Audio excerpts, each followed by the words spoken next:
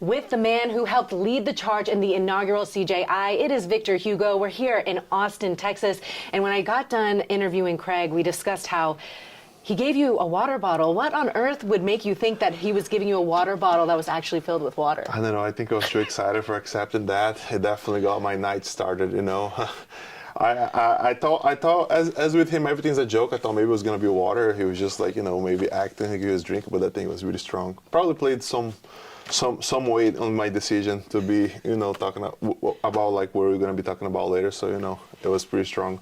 Yeah, it was definitely a war that you just went through. So you were probably very thirsty. It was at UFC Fight Pass Invitational, yes. And you got a really big win and solidified it with a submission. So tell me about your instant reaction. I know there was a lot of storyline going into it. So to really get the submission and a victory like that, what was it like for you? Oh, it was amazing. You know, as I said on the post interview, it was more about just going against Nicky. It was just like the things that I had to overcome throughout the camp, even before the camp started. Like after since my last performance, before that was actually the CJI. So I had to go through rehab, like to rehab my back. I had a couple injuries that kept bothering me, and it took me like longer than usual to get back on the mat. So it kind of like had me wondering if I was going to be able to go back to perform as good as I did, and I was able to, you know, perform super well. Probably like one of my best performances ever. So it was just like a mixed feelings, you know, like I got it done, I overcame, and yeah, it was pretty cool moment. Yeah, and it was probably a few mental hurdles, not only with the injury that you were dealing with behind the scenes at CJI that a lot of people didn't know about, but being submitted by someone like Lucas Kanard, who is obviously a beast, but not a lot of people knew him. Yeah. And you were a favorite to win it all. Yeah. So when you think about that, Lucas Kanard's literally the sweetest person ever. So I kind of laugh at the idea of even asking you if you're plotting revenge on Lucas Kanard. I think a lot of people want to see that, you know, like anytime I mention like I'm going to compete or something, they always mention his name. Like I think people actually want me to compete against him more than I actually wanted. I think also the way I see it is like I didn't get enough play time. Last time I was at CJI, I was there for like 1 minute on the pit. So what I look for this time is just like spend more time on the mats, like actually get to enjoy, get to compete more. As the night went on, it was so much fun to watch, you know, and Andrew going against the Ruotolo brothers and stuff like that. So the feeling I had was like, man, I barely got to play, you know, like of course I was injured and everything, but I just had that feeling like I wish I had more time, you know, to like perform. The mats, the stadium was packed, so it was just like more than the feel like, oh, I lost to Lucas, was more like, man, barely got to play my, you know, like the jiu-jitsu. So I think it would definitely be cool if I got to face him again this time around to show, you know, like maybe a better performance, and definitely not leave my foot out there for him. So yeah, this is definitely a matchup I'm looking forward. The opportunity that I got with B Team is going to be even better for that. So there is a chance we could face each other. So yeah, I'm looking forward for that match for sure.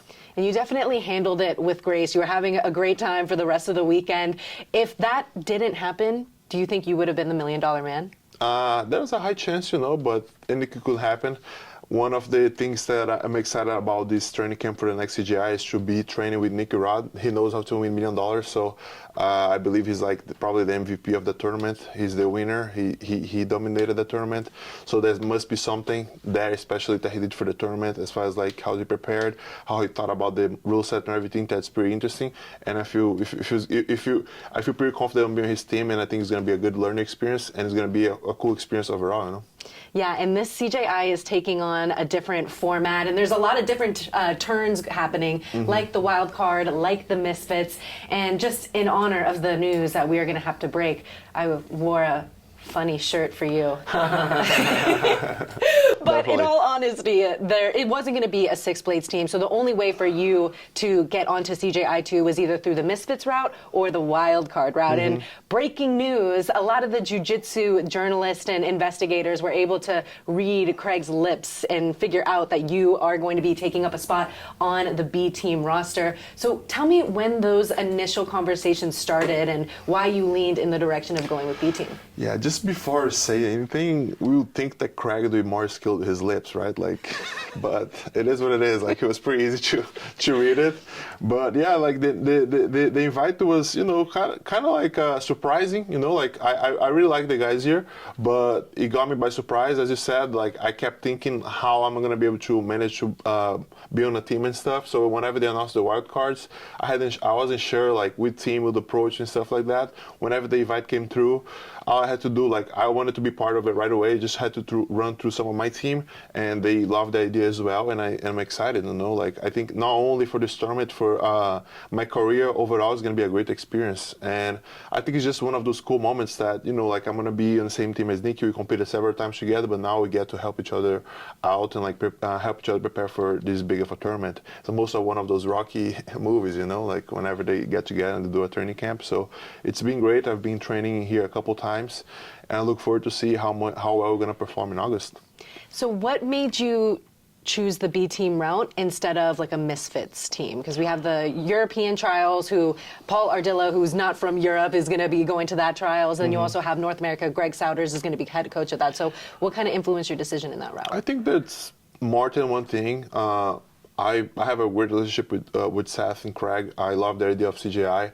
I also think that, you know, being on a team that primarily does no-gi, it's pretty good for me, because that's the thing I'm trying to work lately for the past years, try to evolve my no-gi game. So even on that way, like be able to be on the mat with Dima is going to be pretty interesting. He is a great mind. I like the way that he sees the game. And other than that, like, what better team to be part of than the team that's been winning? So Nicky Rod was the winner for the last edition. So it's a great opportunity for me to be on the same team as him, as I said. I believe he's the most valuable player inside the promotion because he's the $1 million. Besides from it was like, who won the 77 was Cade, right? Yeah, Cade is really valuable as well, but whenever it comes to absolute, weight plays a big role. So I think Nicky Rod's probably, you know, like the most valuable player there. And to be on the same team as him, I think is like a really strong team, makes it a really strong team. So yeah, all those things combined, weight heavy my decision. And as I said, the experience to be here, train with them as well, it's going to be great for my career. And also I think it's a really cool collab. I think the collabs that people wouldn't expect would happen are really cool whenever we're actually able to happen. I think not a lot of people could see me taking this route, so it's going to be pretty cool for everyone to see this happening, you know. Yeah, it's definitely a lot of momentum that you guys will be riding, and I think your guys' energies align. You might not be as outspoken as like a Craig Jones, but you do get a little wild, which is why I'm happy to announce this wild card announcement and also play a clip of where you were at in the Philippines after CJI won. Can you tell us what was going on in this video?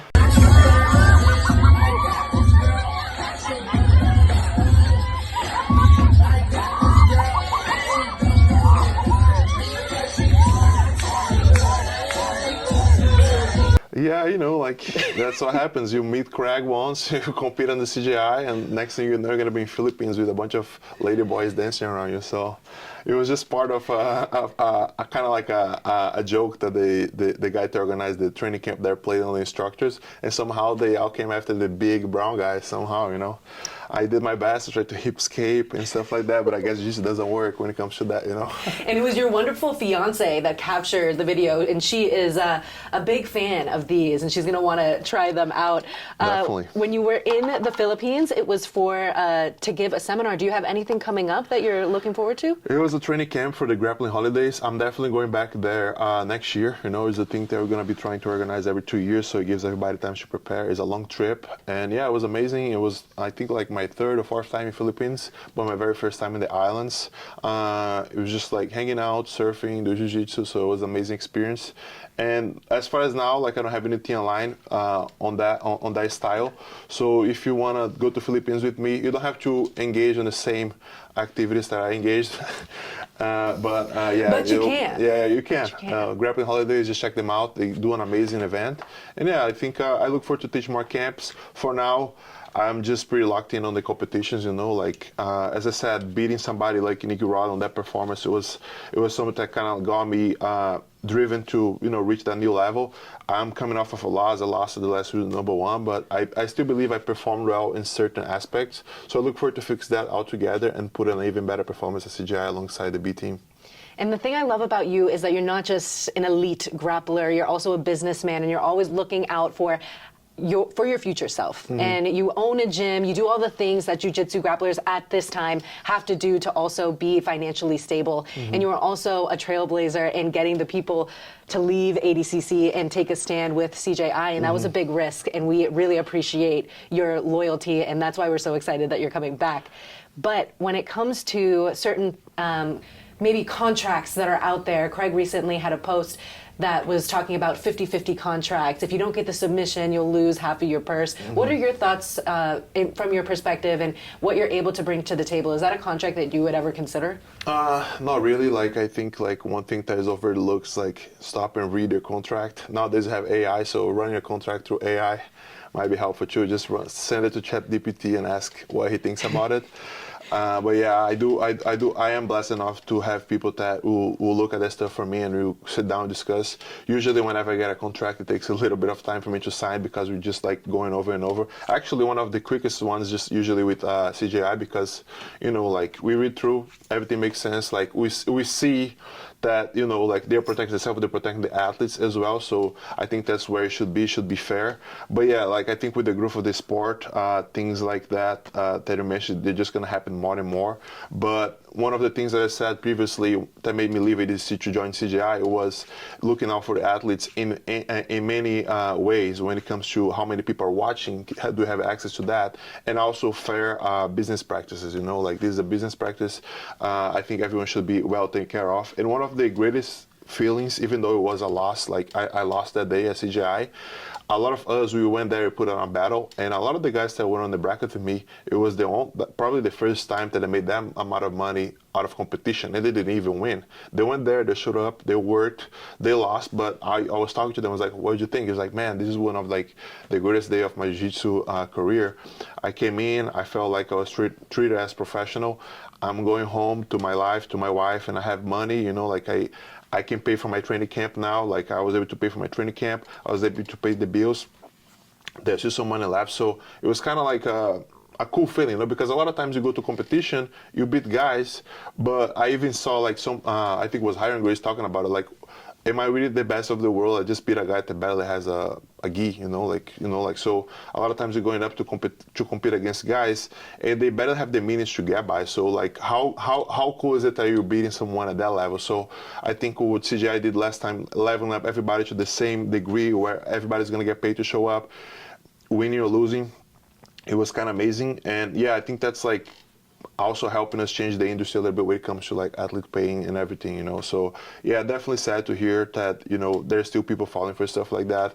I think the thing that I think Craig touched on it a lot is like, oh, you're gonna get viewership or something like that. You're gonna get paid, not as much, but you're gonna get screen time. I think that's also like kind of weird, you know. Like if you're showing up to fight, you show up, you make weight, that should be some sort of like payment for you to in order for you to receive in order for your service. So it's just like how regular industry works, you know. So I think being outspoken about it, having an organization like CJI that actually buys, that actually gets behind the athletes with that is really important. And that's one of the things that makes me support the CJI promotion. Also, you know, be an ambassador, you know. And I remember when I interviewed you before the inaugural CJI, you were preparing for a WNO Super Fight, and you mentioned that WNO is really the platform that the grapplers look forward to. Like that is the top of the top. So for you, are you looking to get back out there in WNO? I know you had a recent showing as well, but what, any plans for that? I do want to get back in there, you know, like as I said, I got my first loss last time. I think it was a pretty even match, even though like I think it was like control time versus control time. We both had good positions on each other. Maybe I'll get to see him at CGI. It would be great if we get a matchup there as well.